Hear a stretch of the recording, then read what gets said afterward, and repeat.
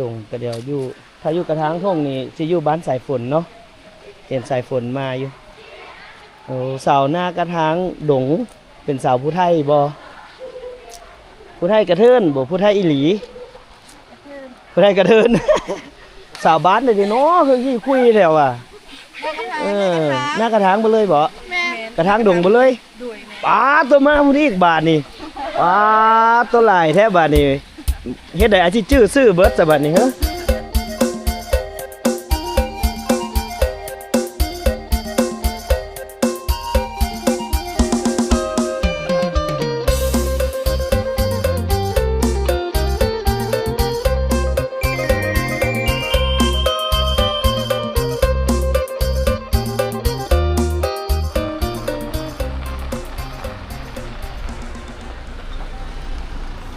บ้านป่ากล้วยดง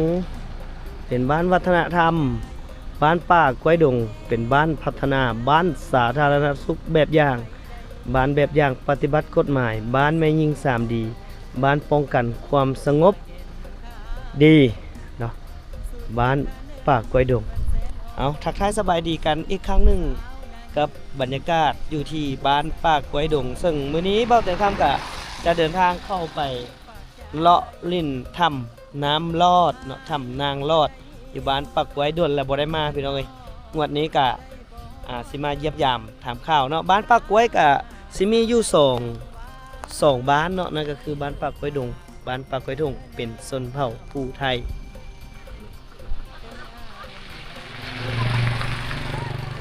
สาวพี่น้องเอ้ยเดี๋ยวเจอกันอยู่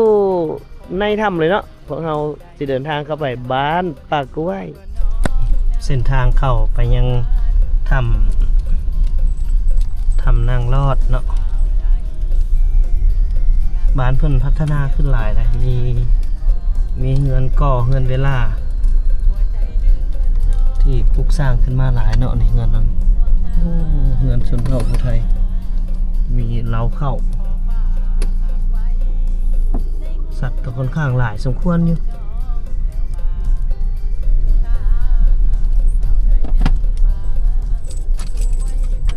เส้นทางเข้าไปยังทำน้ำรอดเนาะ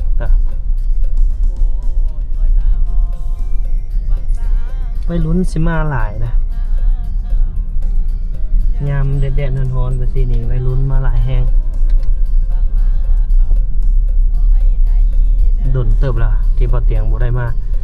ระยะจากบ้านปากกล้วยดงเข้าไปหาถ้ำกับประมาณลักกว่าๆเนี่ยแหละพี่น้องก็ฮอดละเอามาเบิ่งดูว่ามื้อนี้คนสิหลายบ่ตอนบ่เตียงมาหั่นเขาเจ้ายังบ่ทันได้สัมปทานแต่ตอนนี้เขาเจ้ามีคนมาสัมปทานพัฒนาถ้ำน้ำรอดเป็นที่ยมอยเนาะเฮาสิไปเบิ่งกันว่าค่าเข้าประมาณเท่าไหร่เนาะไล่คันรถหรือเป็นคนหรือว่าเข้าไปในถ้ำแล้วไปซื้ออาหารการกินอยู่พุ้นน่าจะมีค่าเข้าหั่นแหละตามที่บ่เตียงคำคิดเนาะหลักไฟมันต่อไฟเข้าไปบ่ดูจังไดทางก็จะเป็นทางดินแดง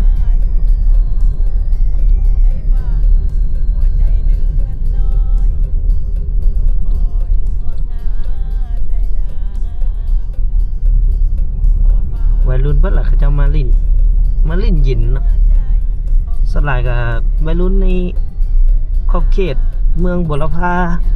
ไซบัวทองประมาณนี้แหละมหาไซกับแถวป้าหนามเขาเจ้าสิมามันไกลเนาะสิมาเต็มเป็นจุดเช็คอินของวัยรุ่นก็ว่าได้เนาะอยู่ปากค่ำนี่เขาเจ้าสิมีเท่าไหร่เนาะมาเบิ่งเด้อซื้อปีก่อน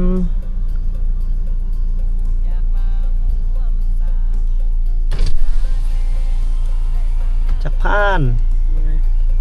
รถใหญ่50โอ้50คนบอกคนเดียวกับ50อ่ะแม่นรถใหญ่แล้วไล่เป็นไล่รถเลยโอ้ไล่รถเลยเนาะโดยเอามีฮอดอยู่บ่นี่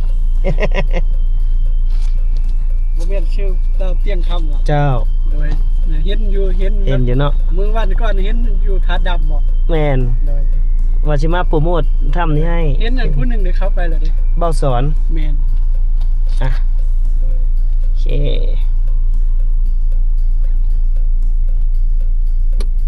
รถใหญ่50,000เนาะอ่ารถจักรแล้วเท่าไหร่ไอ้ รถจักร20,000 20,000โอเคเอาก็แจ้งตามนั้นเนาะพี่น้องเนาะก็รถใหญ่มาจากคนบ่ฮู้เพิ่นไล่เป็นรถเนาะเพิ่นไล่เป็นรถรถใหญ่ก็สิแม่น50รถจักรแล้วแม่น20,000กีบเนาะเพิ่นก็เก็บปีเป็นค่าบูรณะ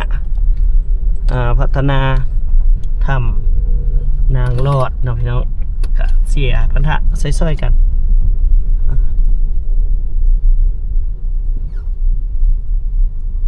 จะแพงกว่าอันทำอันนั้นเนาะทำน้ำตกตาดเชียงลือเพราะว่าน้ำตกตาดเชียงลือเขาเจ้าจะเก็บเป็นบุคคลเนาะแต่มันก็มีส่วนเสียส่วนลื่นๆกันเนาะถ้าเก็บแบบนี้จุดดีก็คือถ้าเขามาเป็นคันรถใหญ่ๆหลายคนก็เสียตั้ง50แบบนี้นะถ้าเขามาคนเดียวคือเบาเตียงคำนึงก็50,000คือกันเพิ่นไล่รถเนาะเพิ่นบ่ไล่คนก็แปลกไปอีกแบบหนึงเก็บแบบเอาไล่เป็นรถเนาะเอาก็บ่ว่ากันระเบียบแต่ละบ่อนมันก็ต่างกัน ลาดไปยังก็สิทันได้บ่ ฮอดแล้วพี่น้องนี่มาเจอบ่าวสอนออนทัวร์สบายดีบ่าวสอนโอ้มาฮอดจักโมงนี่ ก็ฮอดบางนึงครึ่ง อืม มาคนเดียว มาคนเดียวพี่น้องแต่พวกเขาก็ประสานงานหากันอยู่ดอกว่า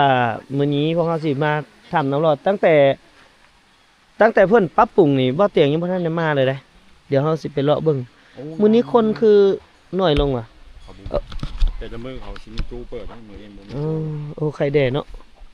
มา ไป วันนั้นเปิดเพลงได้ เดี๋ยวไปถามมึงเล็กน้อยนี่ก่อนนิดนึง ไปแล้ว สำบายดีแม่นไผฮู้อ้ายแม่นไผฮู้จักอ้ายเด้ฮู้บ่ไผฮู้เด้บอกมาฮู้บ่ ไอ้เตียงคำแล้ววะ ฮู้บ่ฮู้บ่ปั๊บมักซิบปั๊บโตน้องอยากกินหยังง่ายคนฮู้จักเฮาเนาะไปเอาน้ำมะพร้าวไปหมอนี่ฮู้จักหมอนี่โอ้เป็นผู้โชคดีต้องเฮ็ดให้จังฮู้จักอ้ายเอา เห็น ฮะ เห็นคลิปนะ เห็นคลิป อืมเห็นคลิปตัวใด เห็นหลาย เห็นหลายอยู่เนาะเบิ่งอยู่เนาะเอาสำหรับคนที่ฮู้เฮาก็จะเลี้ยงหน่อยหนึงบ่เลี้ยงหลายขนมนี่ถุงเท่าไหร่ มือเหรอ บ่รวยเพื่อน นั่นฮะ10,000 ถุงหนึง10,000เนาะอันน้ำมันนั่นนี่น้ำมะพร้าวเด้ฮะ เอาหมด เอาแล้วบัดนี้เอายังซะบักอ้าย ไปโซอีซี่เด้ มาเอา มันมีแบบซี่โออีซี่ เอาสำหรับคนโอ้ยเบียร์นี่สำหรับคนที่ฮู้จักเฮาให้เอาน้องซื้อหยัง ซี่บะซี่นิก ซื้อเน็กคนบ้านไหนลูก ชีวิไล อ๋อบ้านศรีวิไลโอ้ศรีวิไลฮู้แท้ FC ฮู้อายให้เลยเอาเลือกเอาลูก ปัญหา นี่เอาตัวนี้ไปปั่นหมูกินนี่หมูบ่ฮู้ก็ยากแต่บอกหมูเด้อเอาทุกมื้อนี่เลยไปไปปั่นหมูกินเด้อบอกหมูพร้อมเด้อบอกหมูพร้อมว่าอันนั้นแหละไอ้เสียงคำนากายว่าสิเด้อแล้วบอกเพิ่นติดตามเราได้ว่าสิเด้อไปปั่นหมูกินเด้อลูกเด้อไป ขอบใจเด้อ โอเคไปเอาพี่น้องเอ้ยบางมันเว้าบ่ได้เด้บางคนอาจจะได้บัตรเติมเงินมาอย่างไดคันหู เอา อะ แก่ นะ FC เจ้าได้บ่ ไว้ค่อยก็เป็นลูกค้าเจ้า FC คือเดียวไล่ FC คือเดียวเนาะไล่บ่ ไล่หนีอยู่ไหนลงนาคำ เป็นตา เอาโป้สุกหนีอยู่ไหน เนาะเอา ไปลงนาคำเลยเอาโป้สุกหนีให้อยู่ เนาะก็ยังลอยมาอยู่แม่นบ่ ยังลอยมาอยู่ แฮงสุกแฮงลอยมาเอาจังไดก็เชิญมาเที่ยวเด้อพี่น้องเด้อถ้ำนางรอดถ้ำนางรอดเนาะบ้านปากกล้วยดง แม่นเมื่อคืนนี่ทดลองงานเอาพี่น้อง เดี๋ยวเราเข้ามาทางนี้โอ้เพิ่นเฮ็ดจุดถ่ายรูปบ่อนนั่งลิ้นนั่งกินโอ้คักนี่โอ้คักแหงเนาะเพิ่นปรับปรุงนี่มีบ่อนนอนอีกเลยโอ้สามารถมานอนฟังเสียงเขียดตะโอดฮ้องก็ได้โอ้เพิ่นปรับปรุงงามแหงเนาะงามหลาย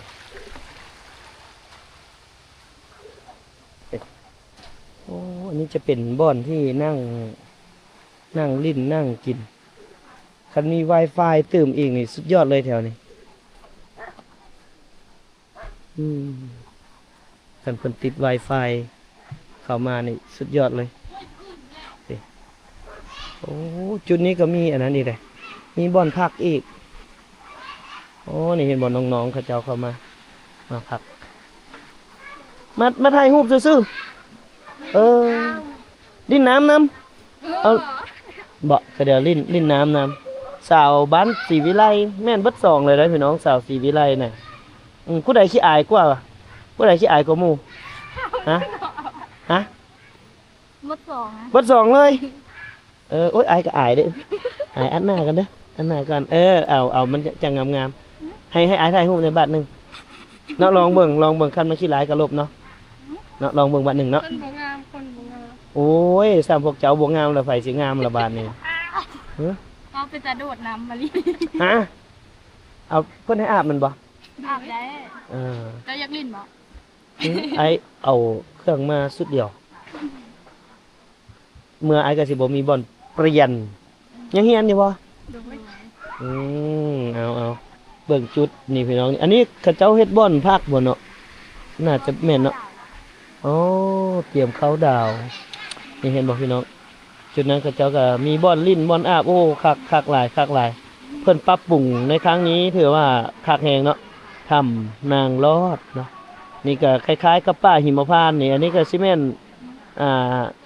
นางกินนารี2นางต้องการหานายพรานอยู่เด้อผู้ใดที่มาเป็นนายพราน เอาบ่นายพราน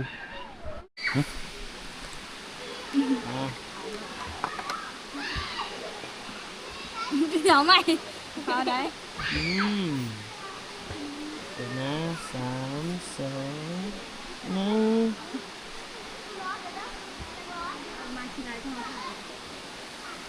ป้างามแท้ร้ายแท้ พี่น้องพี่ก็เดี๋ยวเขาสิพาเลาะเบิ่งเนาะสบายดีโอ้มา2คนนี่3 คนโอ้เอาผู้สาวมาคนเดียวหรือว่ามาแต่ผู้บ่าวโอ้ยแบบซีมันก็บ่ได้แล้วแบบสิมาสถานที่ดีๆแบบซีไหมมาดูอยู่บ่หาก็มาเท่าแรกเนาะจักหน่อยสิเห็นผู้สาวหลายๆมาเดี๋ยวเฮาเลาะเบิ่งต่อพี่น้องเพราะว่าเพิ่นปรับปรุงใหม่นี่หาก็มาได้เทื่อแรกตั้งแต่เพิ่นปรับปรุงเนาะบ่เตียงข้ามก็หาก็ได้เข้ามาสิพาเลาะเบิ่งเนาะนี่คู่มีคู่ก็สิเฮ็ดในเฮาอิสาไปบ่ได้เนาะทางนี้เนาะบัดนี้เนาะแม่นบ่ไปได้บ่ ถ้าใดขึ้นไปอยู่ใต้ขึ้น ทาง ไป นี่น้องๆตัวนี้ก็จะเป็นจุดที่เขาเจ้าเตรียมไว้เขาดาวพี่น้องตัวเพิ่นน่าจะเปิดให้เช้าเนาะเอา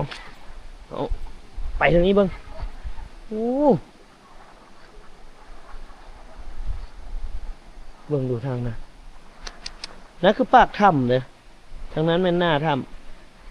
ำนางรอดเนาะน้ำก็จะไหลออกมาจากถ้ำฮันไหลออกมาแล้วเป็นจุดที่ให้เพื่อนได้ตกแต่งไว้ลิ้นไว้เที่ยวในช่วงฤดูแล้งเนาะในฤดูฝนน่าจะท่วมในฤดูฝนเนาะน่าจะท่วมเดี๋ยวเราไปเลาะเบิ่งโซนทางนั้นเพราะว่าเพื่อนปรับปรุงใหม่เดี๋ยวเราไปเลาะเบิ่งก่อนพี่น้อง เบื้องตามลักษณะไม้ที่เพื่อนเฮ็ดในเพื่อนก็น่าจะปรับปรุงใหม่เนาะจุดนี้นะมานั่งเล่นนั่งกินอยู่ร้านทางนี้ก็จะมีเสียงน้ำตูนแกงนี่เนาะตัดแห้งบรรยากาศถือว่าสบายเลยล่ะมาลิ้นมาเที่ยวอย่างนี้คักแห้งเนาะเอาขึ้นเบื้องหานี่หน่อยหนึงบรรยากาศดีขนาดเลยแต่ว่าพื้นที่จุดนี้นี่ก็บ่ได้ใหญ่ปานใดแต่เพิ่นก็ตกแต่งให้เป็นโซนลักษณะคล้ายๆร้านอาหารเนาะถ้าว่าในยามฝนน้ำบ่ท่วมนี่แห้งสิเป็นจุดลิ้นจุดเที่ยวคักเลยนะ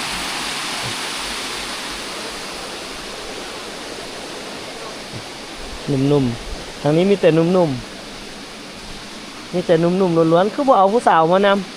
ำอ๋อกินง่ายหน้าเอาซั่นซะ เรียบร้อยแล้วทางนี้เนาะม่วนมาพร้อมหมู่คณะกับม่วนหรือว่ามาพร้อมพร้อมซูพร้อมแฟนหรือครอบครัวก็คักไปอีกแบบกับสถานที่แห่งนี้เนาะถ้ำนางรอดเดี๋ยวพามาทางนี้บัดนี้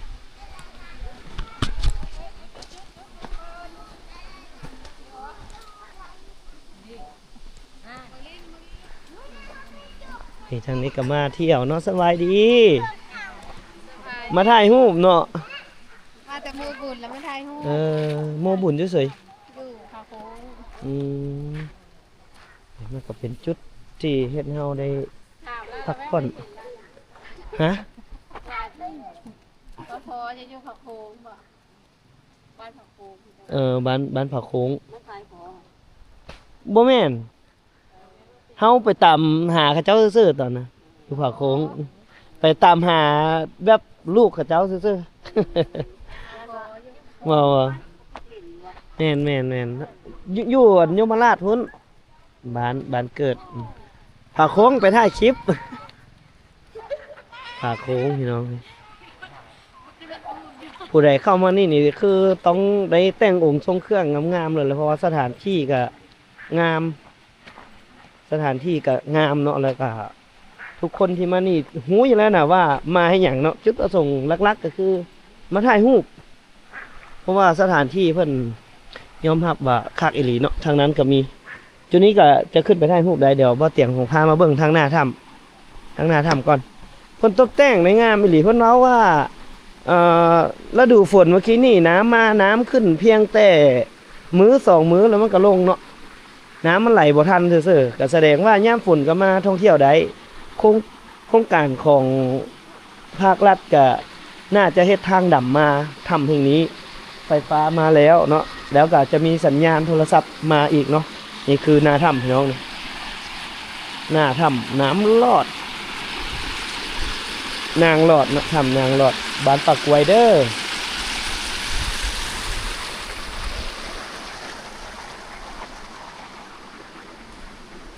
งามอีหลีพี่น้อง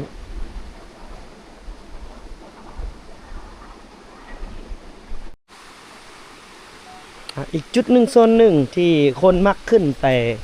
ถ่ายรูปกันเดี๋ยวบ่แต่งคำพาขึ้นไปเบิ้งนี่จุดทางนี้เป็นอีกโซนหนึ่งพี่น้องเป็นอีกโซนหนึ่งเป็นก็เอาปูนเอาซีเมนต์มาเท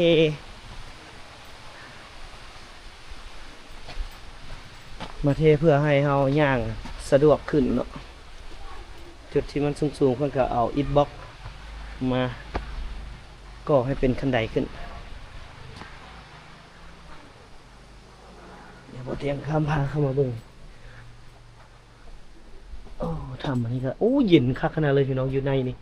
โอ้ยอดเย็นอึ๊บเอ้ยเดี๋ยวเราสิมาถ่ายจากด้านในออกไปทางนอกเนาะว่าจะมีวิวที่สวยงามส่ำใดนี่งาม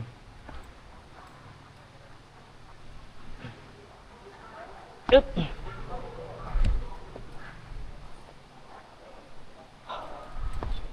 ที่จริงถ้ำอยู่นี่มันจะมีจุดย่างซอดอีกเลยพี่น้องเอ้ยแต่ว่าบ่เตียงอาจจะบ่ได้พาไปในงวดนี้เนาะเอาไว้โอกาสหน้าเดี๋ยวบ่เตียงพาไปงามแฮงถ่ายจากด้านในออกไปข้างนอก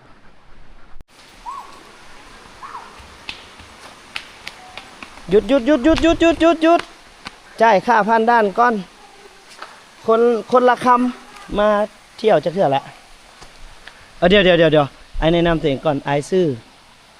เตียงคำน้องดิเอาแนะนำได้ไอแนะนำตัวเองล่ะ ชื่อแพทคนนี้ชื่อเพชร ซื้อเพชรเอาเอ้ยน้องกันบ่เอาเมียนอีหลีมาอยู่บ้านเลย ที่บ้านนายกระถาง โอ้กระถางดงหรือกระถางทุ่ง กระถางหนุ่ม โอ้กระถางดงก็เดี๋ยวอยู่ถ้าอยู่กระถางทุ่งนี่สิอยู่บ้านสายฝนเนาะเห็นสายฝนมาอยู่โอ้สาวหน้ากระถางดง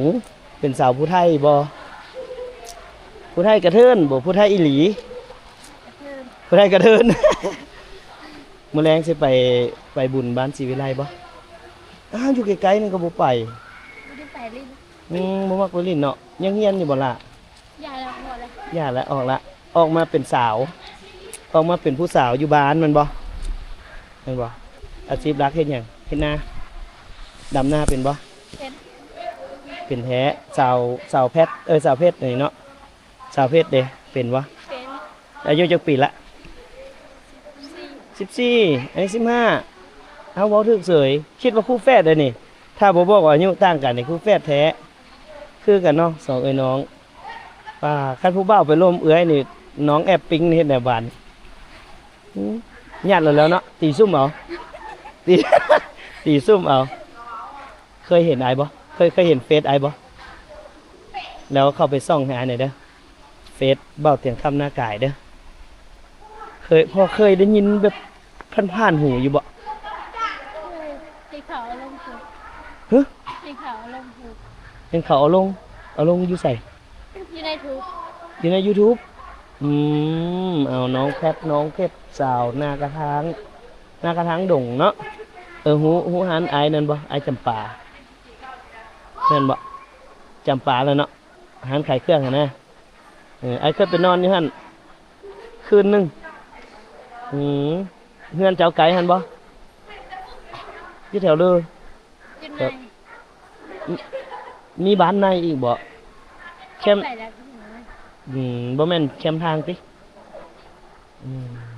เอารบกวนเวลาน้องสำนี้ไปลิ้นไปเที่ยวเด้อเที่ยวม่วนๆเด้อ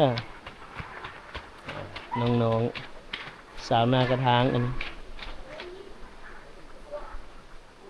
เดี๋ยวไปเอาบรรยากาศให้พี่ให้น้องเบิ่งก่อนนั่งกินบรรยากาศเนาะบัดนี้ก็ได้อันนี้เรายืนกินเบียร์ บ่แม่นกินบรรยากาศได้นี่กินเบียร์ไปเดี๋ยวเราไปหาน้องๆเป็นสั่งต่ำไว้เนาะก็มาแถวนี้ก็จะมีแซ่ๆสาวๆมาหลายนุ่มๆก็มาเต็มเลยแถวนี้นะพาย่างไปทางนี้พาย่างให้ทั่วเลยย่างเลาะให้หมดรถเฮาได้มีโอกาสมาแล้วก็ให้ย่างให้พี่ให้น้องได้เบิ่งหั่นนะนี่จุดนี้เพิ่นเตรียมไว้สำหรับเขาดาวเนาะนี่ก็จะมีแพไว้ให้เล่นน้ำเพิ่นเตรียมแพไว้เลยเนาะไว้ให้ท่านใดที่ได้มาก็มาเล่นน้ำกันจุดนี้ท่านใดที่อยากจัมปิ้งนี่ก็จะมีประมาณนี้ให้ได้ย่างล้อเอาบาดนี้อึ๊บ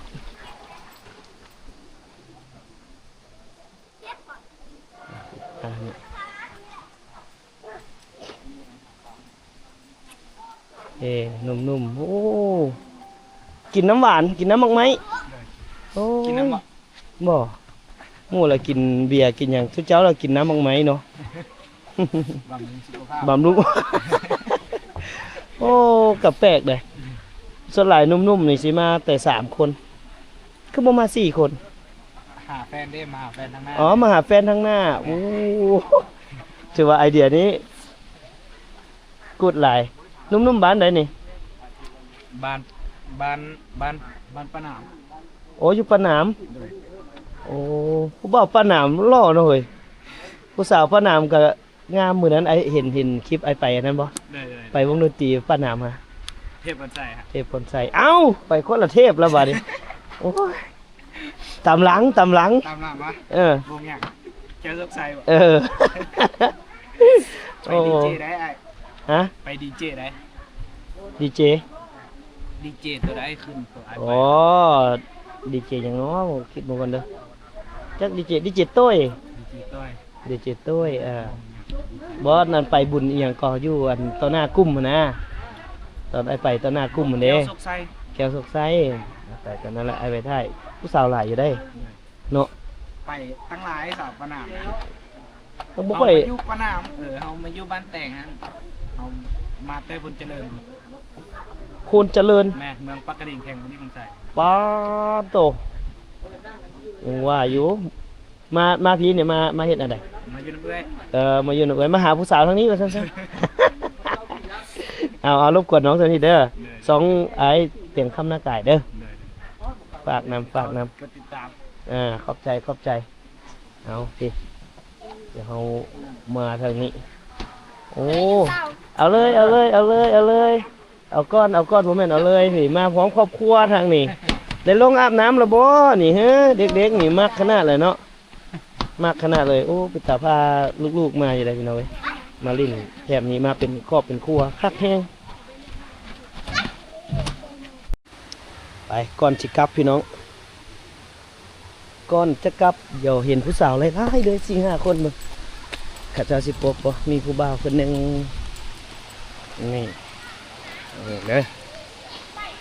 ผู้บ่าวขึ้นหน่อยแท้สาวขึ้นหลายแท้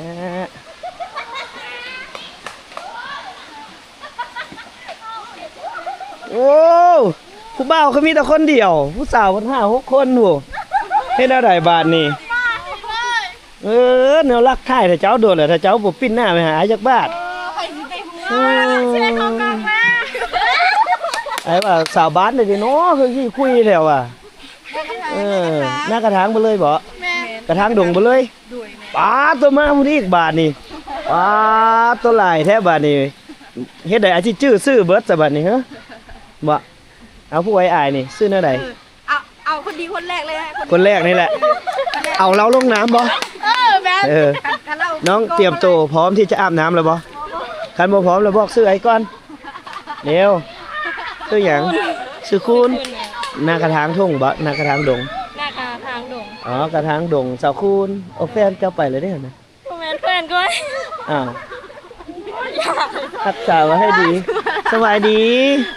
โอ้คนดังเจอคนดังพี่น้องบ้านนี่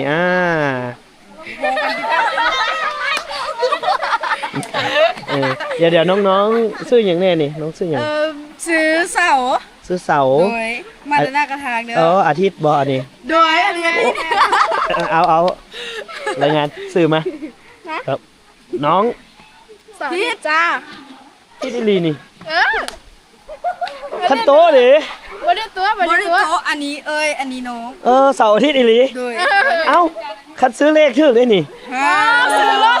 เมื่อวานนี่ว่าสิซื้อ4 เก้าแต่ผมเลขออกอย่าง เอามารายงานตัวสาวหลายแท้มาสาวรักกระถางซื้อหาปบเด้อผู้ใดปบดังไหมซื้อหยัง ดักเลยวะสาวตุ๊ก สาวตุ๊กอันนี้สาวตุ๊กกับโสดเนาะเว้าความจริงได้จังหน่อยเว้าโสดในกองอายบันเมื่อแล้วแฟนบอกเลิกบ่เอาได้หลายคนละเด้อเว้าโสดผ่านกองอายฮะเอามารายงานตัวอีกครั้งนึงรายงานตัวอีกครั้งนึง รายงานตัว เดี๋ยวจะถ่ายรูปให้งามๆเร็ว รถเถอะ ๆบอกมา เพชร ซื้อเพชรซื้อแพทแพทแพ็คอันนี้เพิ่นรายงานตัวคลิปหนึงแล้วล่ะพี่น้องเอ้ยสองไอ้น้องเพิ่นรายงานตัวกับบ่เตียงคนนึงแล้วยังไผบัดนี้ นี่2 คนนี่ยัง ยังสองคนมา ยังสาวหน้าอันสาวคุณน้ำใสเนาะ สาวกุนน้ำใสอันนี้ได้ยินแต่ชื่อกุนน้ำใสอยู่ใส่บ้านอีหลีอยากไปอีหลีได้อยากไปอีหลีคือหน้ากระถางดงนี่ไอ้ไปนอนเท่านึงแล้วอยู่เฮือนจับป่า แล้วไอ้บ่ได้สัมภาษณ์ไอ้บ่ได้ไปสัมภาษณ์แล้ววะ แม่นไปนอนซื้อๆไปนอนตัวกินข้าวแรงซื้อๆอันนี้กุนน้ำใส เฮาบานชีวิไล บ้านศรีวิไลสาวศรีวิไลโอ้สาวศรีวิไลน่าจะฮู้จักอายอยู่ แต่บ่ฮู้แม่นบ่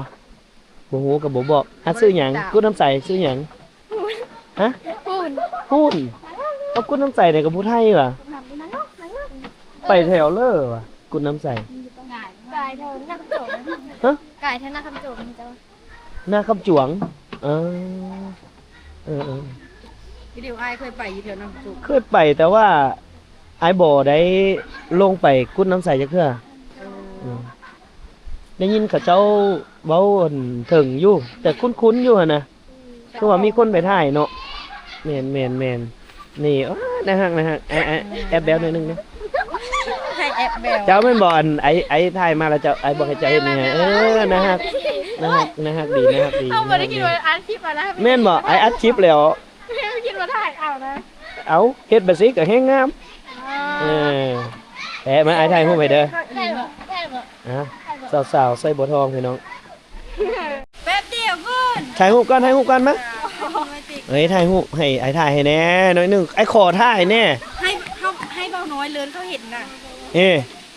ไปรายงานเขาจ้างไอ้ถ่ายได้อันนี้ไอ้มาถ่ายให้เลยนี่น่ะญาติผู้เฒ่าเห็นบ่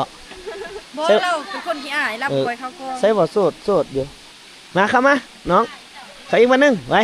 เข้าไปน้ำหมูหูบเดียวอย่าเลยไปเร็วดึงเข้าไปเอาเป็นที่ระลึกเด้อน้องเด้อโอเคนั่นระเบิดเอา3 2เดี๋ยวเด้อบ่บัง3 2 1ท่านี้บาดนี้1 2 3 4โอ้ยงามแฮงเอา โอเค เลื่อนมึงเอง แล้วพวกน้องอยากถ่ายพวกน้องถ่ายรถเหรอพวกน้องอยากถ่ายรถเอากล้องให้ถ่ายไอ้ให้ถ่ายให้ถ่ายแล้วอันเดี๋ยวไอ้เอากล้องให้เด้อเอาไปถ่ายรถซูมเอาขั้นจากได้หน้าซัดหลังเบอร์แหละไซส์หมดตัวนี้ขั้นจากได้หน้าซัดหลังเบอร์แล้วตัวนี้ โอ้ใจดีอ่ะคนไหน ถ่ายรถเดี๋ยวส่ง WhatsApp ผู้หนึงมาให้ไอ้ไอ้ส่งให้ไอ้ส่งให้เอาถ่ายเต็มที่ตามสบายไอ้อยากให้พวกน้องมีรูปงามๆถ่ายรถน้องๆพี่น้องกะมาเห็นน้องๆเพิ่นมาเห็นน้องๆเพิ่นมาเล่นมาเที่ยวเนาะก็เลยใจดีให้เพิ่นเอากล้องถ่ายเลยเปลี่ยนกันถ่ายรถตามสบาย ถ่ายกล้องเนาะ โอ้ไอ้ทั้งหล่อทั้งใจดีแท้แน่นเอามือนี้เฮามาทำขอให้ถ่ายขอได้เข้ากล้องก็ได้เข้าไม่ได้ ติดตามไอ้อยู่บ่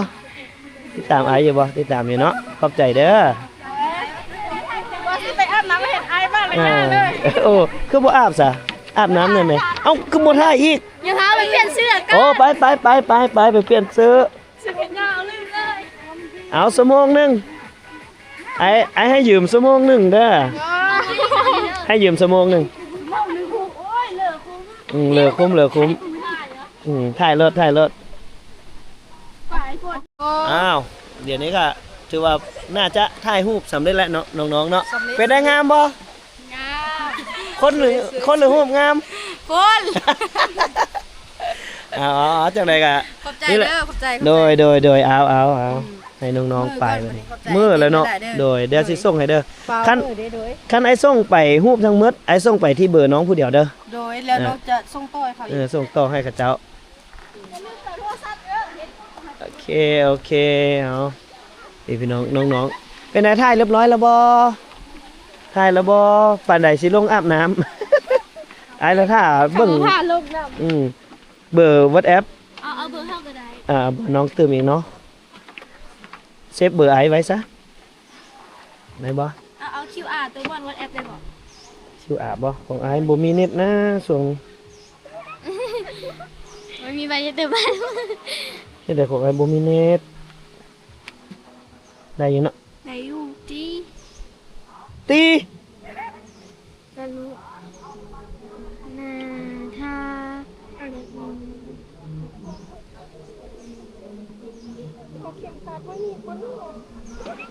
ไม่หยังหึ เสือมาเด้อ เสื้อมันออก นี่ใส่บ่ของนี่ก็ใส่เนาะ อันนี้น่ะกินไล่ สาวชีวิไลบ่นี่ โดยมันคืออะไร สัญญาณอินเทอร์เน็ตบ่น้องๆพี่น้องเอ้ยก็ถือว่าม่วนไปอีกแบบเนาะมาอยู่จุดนี้ก็เป็นสถานที่ท่องเที่ยวที่อ่านุ่มๆสาวๆนิยมกันมาเล่นมาเที่ยวอะไรพี่น้องเอ้ยจากใดก็ฝากนำเด้อสถานที่แห่งนี้บ้านป่ากล้วยดงมาเล่นมาเที่ยวกันให้หลายๆเด้อ